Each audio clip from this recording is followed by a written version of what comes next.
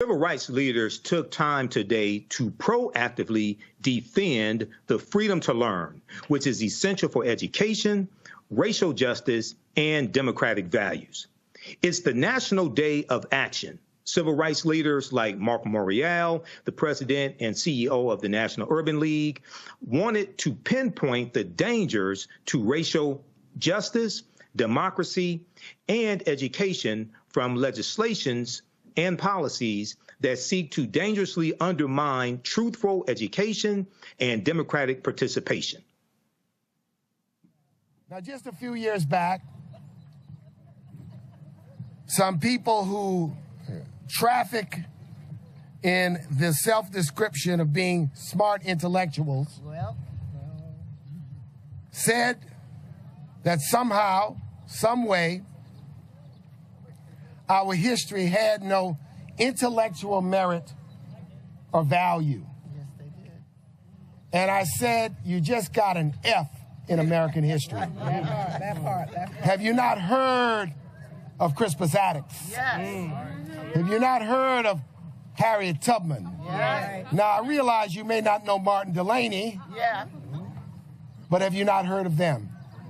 We are standing up because for this generation, our message is not on our watch. Not on our watch. Say not on our watch. Not on our watch. Our ancestors had to deal with a sinister individual by the name of Jim Crow. Yeah. Jane Crow too, bro. Jim and Jane were flag-waving, Confederate worshiping segregationists who trafficked in the embodiment of people like Orwell Faubus, Leander Perez, and George Wallace. As our great leaders, the Big Six, Thurgood Marshall, our leaders in civil rights and black power, sought to vanquish Jim Crow, his son emerged. His son was named James Crow Esquire. James wore a suit. Yeah. James had spectacles on. Yeah. He had a pocket watch.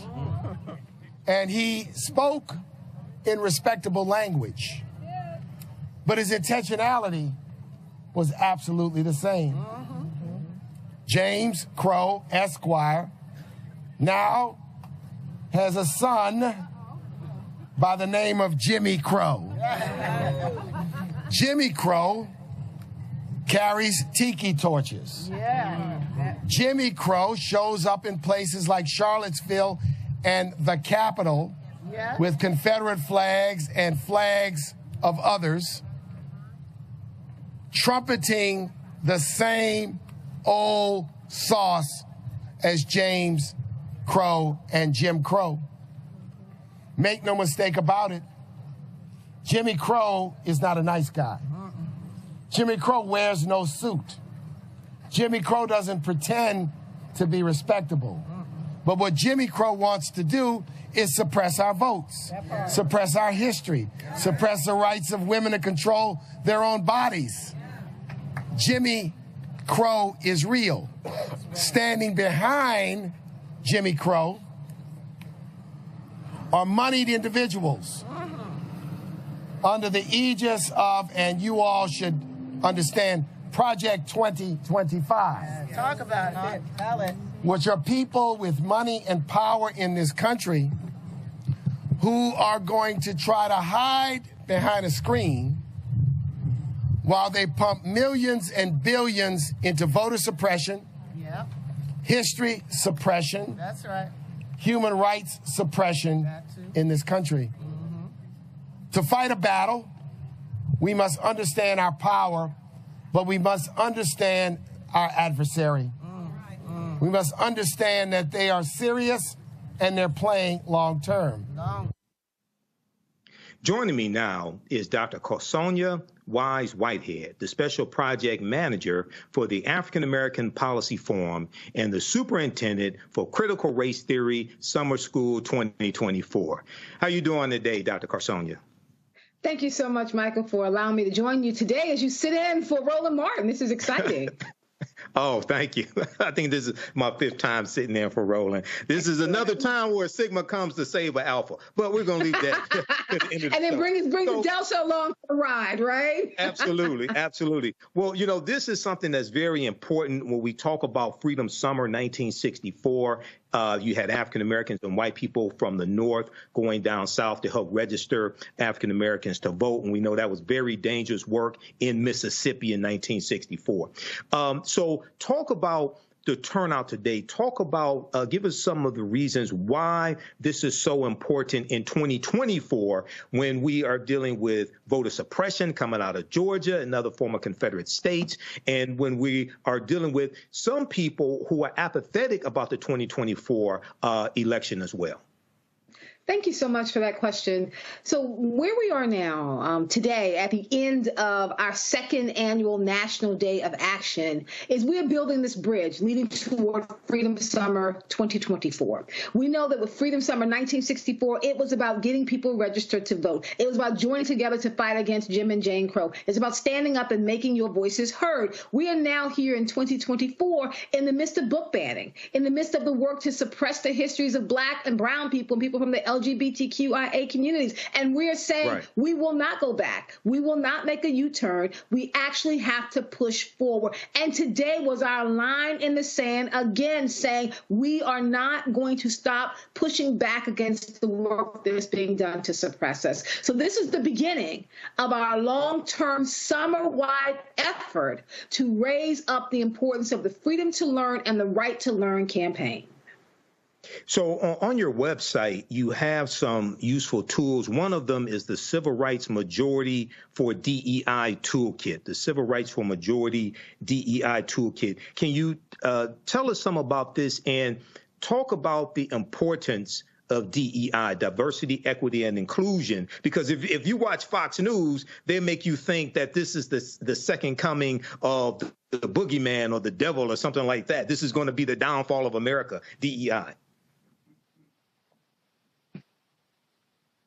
Well, we start by telling people they probably should not watch Fox 45. You should not go into this system that is looking to erase you and looking to act as if you do not matter, act as if you do not have a voice, act as if your history is not a part of the American historical narrative. So you should probably stay away from things that are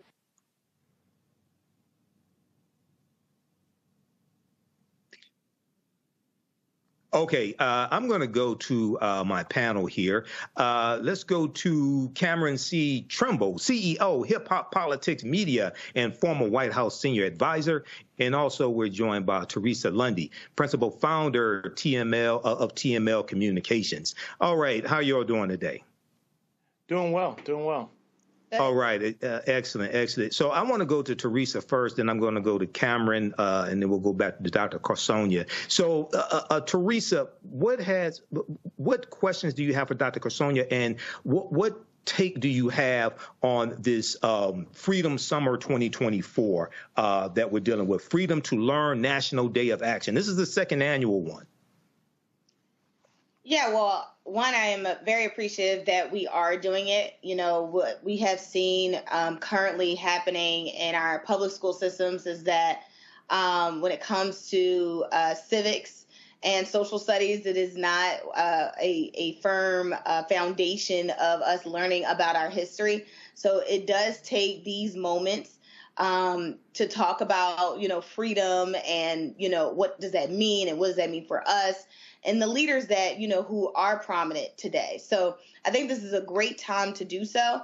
And I'm looking forward to seeing, you know, what other things we can expect, because, you know, it's usually things that happen at a rally. It's not just about, speaking. It's about the relationships, and it's about networking. So very excited, to be part of that. All right. Now we have Dr. Whitehead's audio fixed. So I'm going to go back to her, and then we'll go to you, Cameron. Okay. So, Dr. Whitehead, we were talking about the Civil Rights Majority for DEI Toolkit. So go ahead and finish your thoughts on that. What is it, and why is it important?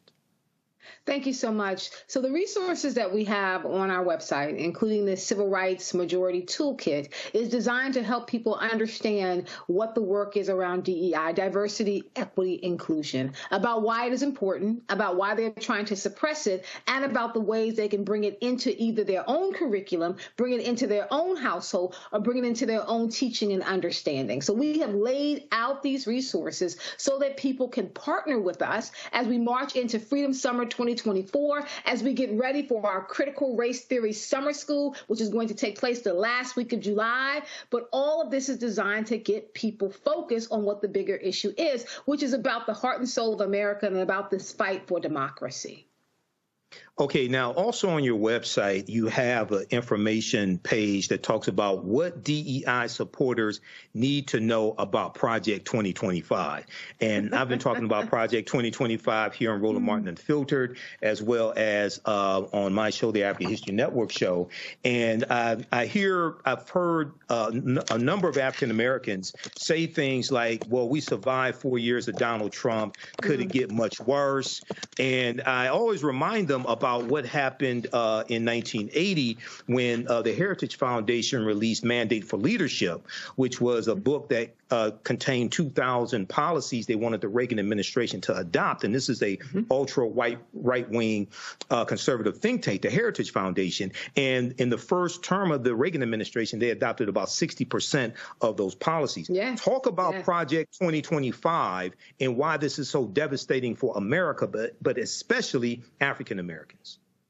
I think that what people need to do first is understand that Project 2025 is happening. It is not just an idea. When policies get discussed, when ideas get discussed, when they get put down on paper, and when they're pushed to people that are currently in office, it means it's a plan that's going forward.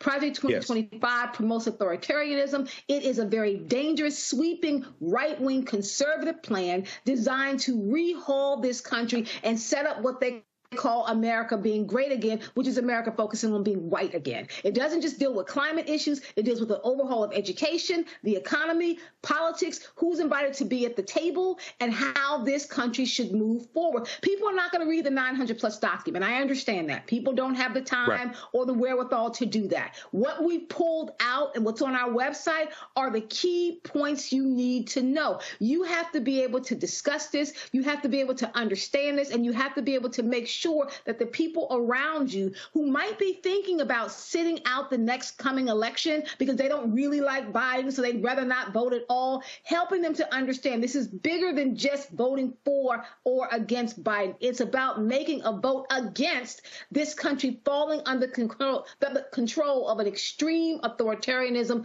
plan and policy. And Project 2025, when you break down the particulars, you should be very concerned about what type of country you want to live in. You think it was bad under Donald Trump before. Project 2025 is Donald Trump in overload. Yeah, and one of the things that people have to really be concerned about is Donald Trump does not have to worry about running for re-election. So he was tame in the first term, okay? And also, if he's reelected, I don't think he's ever going to leave office, okay? No, I don't think he's ever going to leave. I don't think he's ever going to leave office. Remember, he incited an insurrection to stay in office the first time, okay? Yes. So before I go to Cameron and to get a question, and I'll go to Teresa also for you as well. What on your website you list? I'm on the website right now. You list 10 actions for May 3rd. 10 actions for May 3rd. Why was May 3rd chosen for the day of action, number one? Number two, give us some of those 10 things that people should implement today. Okay, no problem. So I want to just go back 1 second just to, as we wrap up the Project 2025. And this idea that we're asking people to get very actively involved. We're saying this is not the moment that you can stand on the sideline. Project 2025, we put it there because we want to get people fired up. We are concerned that people are starting to feel that this is not an issue that concerns them. This is an election they don't have to be involved in. This is a moment that they can disengage because they're upset about bigger issues. And we're saying this is a moment when you have to engage. This is a moment when you have to get involved, because what we're talking about is the future of our nation. We understand that Donald Trump sincerely believes that he is elected again, he will never leave office. We also know one other thing is going to happen. Immediately, you're going to see 2 Supreme Court justices put in their papers so they can resign, and we can put in Clarence Thomas 2.0 to set up the Supreme Court to be ultra conservative for the next 150 years. So I want to just put that down in terms of the policies that we're looking at. When it comes to May 3rd, this is our 2nd annual National Day of Action.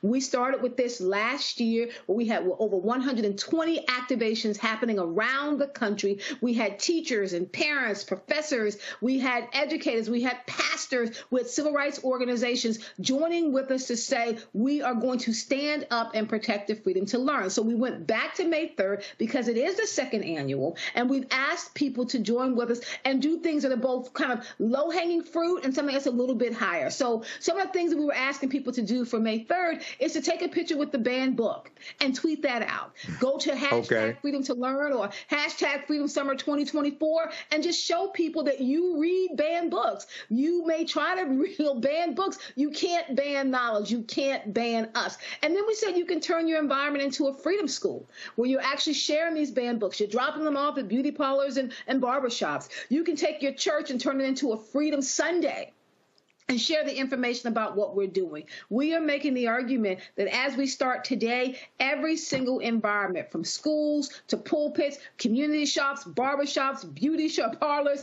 corners, we need every single person to push in and help us as we are working out this idea of democracy, because that is what is at stake here. Not just about who the next president is going to be for the next 4 years, who is going to determine the direction of this country and the pathways that are being set down right now.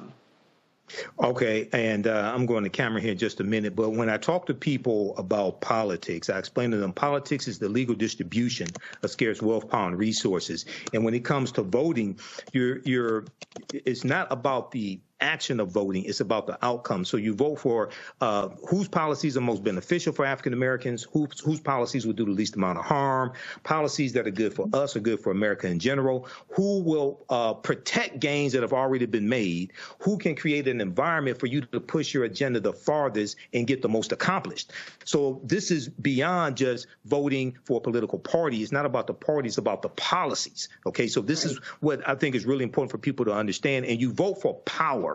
You vote for policies that are beneficial to you, beneficial to your family, and beneficial for your community. When we change what the outcome of voting is, I think we'll change what the results are. If you think that you just vote because of Dr. King and Fannie Lou Hamer and Rosa Parks and John Lewis, yes, we need to understand their struggle and what got us here, but it's also important to understand why people fear our vote as well. Why voter suppression laws are put in place. They fear the collective power, political power that African Americans have. Cameron, go ahead with your questions for Dr. Karsonya Whitehead, please. Thank you. Thank you so much. I'm so happy to join you today. As you can see, there's been so many opportunities from Florida to Texas and so many where they're not only banning books, banning African American studies, even fraternities and sororities, ERG groups at companies are all under threat. And I think they're just stripping away and trying to raise a whole nother generation who are ignorant of our history, taking the word slavery out of books and out of learning.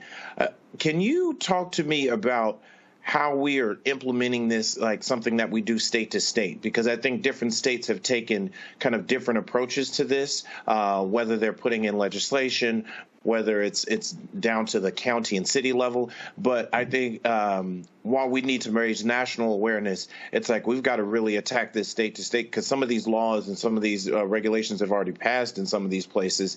And I'm scared that once the genie is out the bottle, it'll be hard to get it back in. Thank you so much for that question. We know that during Freedom Summer 1964, people were united against one common goal. They were trying to break the back of Jim Crow. So whether you were in New York or you were in Alabama, you were in Mississippi, you all had one common goal. Once that national back was broken, what we have been dealing with is the local Jim and Jane Crows and what happens state to state. This is a state level battle here. We saw that with Black Lives Matter. The push in Mississippi for freedom and equality looks a little bit different than the push in Ohio, which means we need more leaders on the local level. We need people to rise up and understand that who you put into office on the local level determines the direction of your state. Getting out and voting for your governor, getting out and voting for your board of education, getting out and being involved in local politics. I never quote Tip O'Neill except in this one instance when he says all politics are local. We need people to understand that you want to keep your eye on what's happening in Washington, D.C., but President Biden is he's not going to control the school board in your city and in your state. You've got to do the work, making sure that the people you elect are about moving this country forward, which is why we need Democrats. I always argue they have to fall in line. We have a habit of waiting to fall in love with the candidate, and if we don't fall in love with anyone, then we don't vote at all. We need to fall in line and vote down the line so we can make sure we are holding the line. Okay, excellent, excellent. And, I explain to people it's not about Democrat or Republican. It's about the policies and understanding how to use politics as a tool to accomplish what it is that you want. Okay, let's go to Teresa. Teresa, did you have a question or comment for Dr. Karsonya? I did. Looking at some of the comments that people have been writing in the chat, they kind of want to reiterate what day and time is this rally so they can participate as well as the website. Thank you so much. So our website is www.aapf.org. The rally happened today. We were at 11 o'clock this morning. We were at the Library of Congress and we marched to the Supreme Court. But this is the beginning of our march toward Freedom Summer 2024. And so we're encouraging people to go onto our website or follow us on Twitter or IG at AA Policy Forum. Connect with us because we will have more activities. For example, next Thursday, we are hosting another virtual homeroom. We meet online. You can go to our website. You can connect with us. And we get online. And we had everyone last night from Professor Kimberly Crenshaw to Reverend Al Sharpton to Reverend Siobhan. I mean, we had so many people joining us last night in our homeroom rally, which is virtual. We're asking people to start making a plan. Join us there as we lay out our long-range plan and goals for this summer, including our critical race theory summer school. All right, Dr. Karsonya, thanks so much for coming on today and sharing this information on Roland Martin Unfiltered. Have a good day. Thank you so much. I appreciate it. This is Roland Martin Unfiltered on the Black Star Network. We'll be right back. Now, if you like this type of information, you can support the African History Network a few ways. Be sure to register for the online history classes that I teach on Saturdays. Ancient Kemet, the Moors, and the Ma'afa, Understand the Transatlantic Slave Trade, what they didn't teach you in school. Visit our website, AfricanHistoryNetwork.com, AfricanHistoryNetwork.com. We deal with thousands of years of history and what leads up to the transatlantic slave trade taking place. This is a 10-week class. We're doing more than 10 weeks this time around. Next classes are Saturday, May 4th, Saturday, May 11th, Saturday, May 18th, and Saturday, May 25th, 2024, 2 p.m. Eastern Standard Time. Click right here to register here for the class. The class is on sale $60, regularly $130. We do the sessions live. All the sessions are archived and recorded. You can go back and watch it any time. So a year from now, 2 years from now, you can still watch the entire course. We have the lesson plan here for the entire course also already laid out, so you can look at the content that we cover. We deal with 80 to 100 articles, and I put together this class. I've been teaching this class on and off since 2017. Okay, I've been studying history 34 years now. Do lectures across the country. Been hosting the African History Network show 14 years, but we look at there's over 200 slides that I put together, 80 to 100 articles that we'll go through and look at, the 15 books that we reference. You don't have to buy any of these books to follow along in class. I'll show you excerpts of the books on the screen usually. And we look at video clips of interviews I've done with historians like Professor James Small, Professor Kabahai Wapakamane, Anthony Browder, who wrote Nile Valley Contributions to Civilization, which is one of the books we use in the class, Runoko Rashidi, who wrote Black Star, The African Presence in Early Europe, which is another book that we use in the class, okay? So you can register for this. Its content is PG-13. You can use this information with your children as well. Visit our website, AfricanHistoryNetwork.com. AfricanHistoryNetwork.com. Okay. And we'll post the link here. The link's in the thread of this broadcast. And you can support us through PayPal and Cash App, $the AHN Show through Cash App, $the AHN Show through Cash App, and through PayPal, paypal.me/the AHN Show. So we have the information right here on the website as well. This is our official Cash App account, $the AHN Show, SHOW. When you go to it, it'll say Michael and show my picture there. These are fake African History Network Cash App accounts here that have been stealing money from us. There are a few other ones out there I've identified. I'm still trying to get them shut down.